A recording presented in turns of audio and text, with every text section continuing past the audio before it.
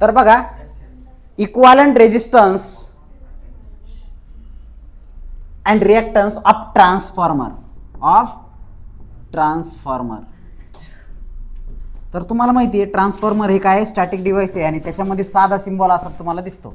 Okay, याला काय म्हणतात तुम्ही, या साईडला काय म्हणतात प्रायमरी साईड, याला काय म्हणतात सेकंडरी टाईप. व्हॉट इज दिस, हे दोन काय कोअर आहे, पण कोणतं कोअर आहे, आयन कोअर.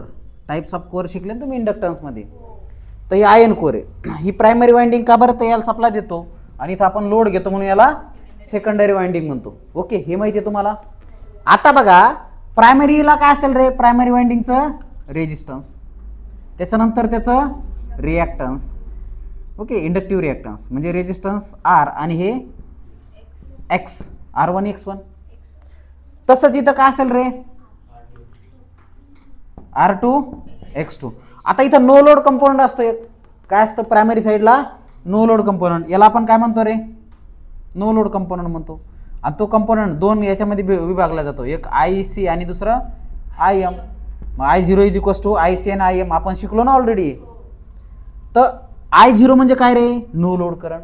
I0 म्हणजे काय, नो लोड करंट. हा दोन याच्यामध्ये विभागला जातो. तर बघा, एक रेजिस्टन्स दाखवण्याचं काम करतं आणि एक इंडक्टन्स दाखवण्याचं काम, म्हणजे हे R0 आणि हे X0, R0 आणि X0. कारण नो लोडचे आहेत ना, म्हणून त्याला R0 X0 म्हणलंय. नो लोडचे दोन कंपोनंट, एक काय IC आणि दुसरा IM. याचे न्यूमेरिकल सुद्धा बघितले आपण याचे, आठवते का. तर हे प्रायमरी साईड आहे, ही हा सप्लाय व्होल्टेज V1, हा सप्लाय व्होल्टेज V1, हा इंड्यूस EMF E1, हा लोड व्होल्टेज V2, हा इंड्यूस EMF E2. ही तुमची सेकंडरी वाइंडिंगचे टर्न्स, हे तुमचे प्रायमरी वाइंडिंगचे टर्न्स, हे तुमचं R1, हे X1, तसंच हे R2 X2. इथं नो लोड करंटचा काही पॅटर्न आहे का रे सेकंडरीला, नाही. लोडेड प्रायमरी साईडच, म्हणजे नो लोडचा करंट इथं आहे आणि इकडं लोड लावतो आपण, म्हणजे तिथं नो लोडचा विषय येत नाही. म्हणून हा पार्ट जो आहे फक्त कोणत्या साईडला असतो, प्रायमरी साईडला असतो किंवा सप्लाय साईडला. इथपर्यंत समजलंय, कोणाकोणा समजलंय, पुन्हा एकदा लक्ष द्या. So this is a transformer, this is primary side and this is secondary side. Primary साईडचं रेजिस्टन्स R1, प्रायमरी साईडचं रिॲक्टन्स X1. तर याला कंबाईन काय म्हणू आपण, Z1 म्हणू. काय म्हणू, Z1. तसंच आहे सेकंडरी साईडचं R2, सेकंडरी साईडचं X2, याला काय म्हणू, Z2 म्हणू. माहिती आहे ना तुम्हाला, Z इज इक्वल्स टू काय असतंय रे, √R² प्लस X², X² समजा X², आठवतं ना. तर हे लोड साईड आणि ही सप्लाय साईड. तर हे जे आहे नो लोड एक्सेसिव्ह असतं, एक्स्ट्रा असतं बेटा तुझसाठी. सो ये एक्स्ट्रा रहता है. Okay, no load current. जब ट्रांसफार्मर को कुछ लोड दिया नहीं तब जाके वो करंट फ्लो होता है, उसको नो लोड करंट बोलते हैं.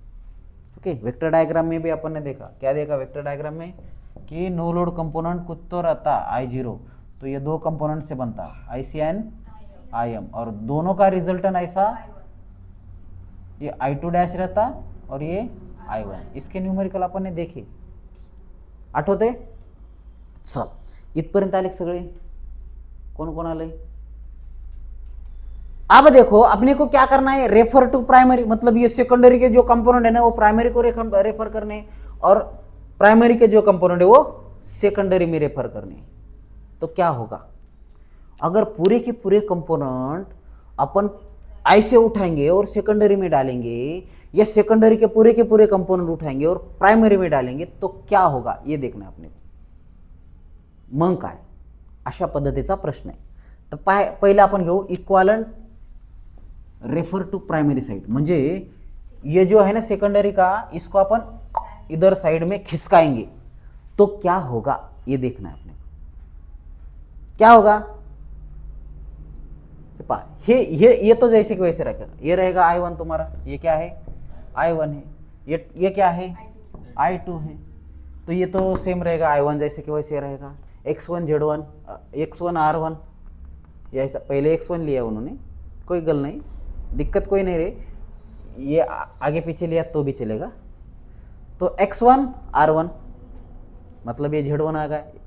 उसके बाद ये I0 जैसे कि वैसा, उसके बाद ये आई सी जैसे कि वैसा, उसके बाद ये आई एम जैसे कि वैसा, उसके बाद ये आर जीरो जैसे कि वैसा, उसके बाद एक जीरो जैसे कि वैसा, और ये फिर से आई जीरो, फिर से ये आई जीरो, मतलब ये आई जीरो आएगा, दो इसमें डिवाइड होगा, फिर से आई जीरो वहीच आएगा आगे। इथपर्यंत कोण कोण आले रे? यहां तक तो पूरा ठीक है, यहां से मामला गड़बड़ है, यहां से मामला गड़बड़ है। मतलब क्या है? इसको उठाया, इधर किसका है वो पूरा डैश में बदल जाएगा। किस में बदलेगा? डॅश में बदल जाएगा। म्हणजे त्याला आपण डायरेक्ट R2 X2 वगैरे लिहित नाही, त्याला R2 डॅश लिहितो, X2 डॅश लिहितो, म्हणजे R2 Z2 Z2 dash. Okay, ये दोनों का कॉम्बिनेशन R1, और ये पूरा मिला के क्या रहेगा? ZT, मतलब Z टोटल क्या रहेगा? Z total. तो मुझे बताओ R2 क्या आएगा? देखो R2 डॅश मतलब इकडून R2 गेलं तिकडे गेलं तर ते डॅशने बदललं, त्याची व्हॅल्यू काय येईल? R2 dash is equals to R2 by K square. काय येईल? R2 dash is equals to R2 by K square, X2 dash is equals to X2 by K square, Z2 dash is equals to ZL divided by K square. मतलब जो जो terms ये load side की है, load parameter की है, वो divided by Z square आ रहा है। अगर इधर का इधर डिवाइडेड बाय के स्क्वायर आ रहा है।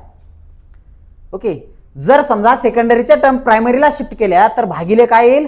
केचा वर्ग येईल। इथपर्यंत आले? कोण कोण आले? तो एक बाळ्या लक्ष दे, हे कंपोनंट इकडे शिफ्ट केल्याच्या नंतर भागिले काय आलंय? के स्क्वेअर आलंय। ओके, आता तसंच E2 आणि I2 हे सुद्धा शिफ्ट केलं ना आपण, तर इथं पहिले इकडं I2 होतं, हे I2 डॅश झालं, आणि इकडं पहिलं E2 होतं, हे इकडं आल्याच्या नंतर E2 डॅश झालं। काय झालं? E2 डॅश झालं, तर हे सुद्धा बदललंय, त्याची व्हॅल्यू काय येईल? E2 dash is equals to E2 by K, I2 dash is equals to K into I2 येतं लक्षात? त्याच्यानंतर के ची व्हॅल्यू तर तुम्हाला माहिती N2 बाय N1, के ची व्हॅल्यू सेम आहे। तर हे झालं या साईडचे पॅरामीटर इकडे बदलल्याचं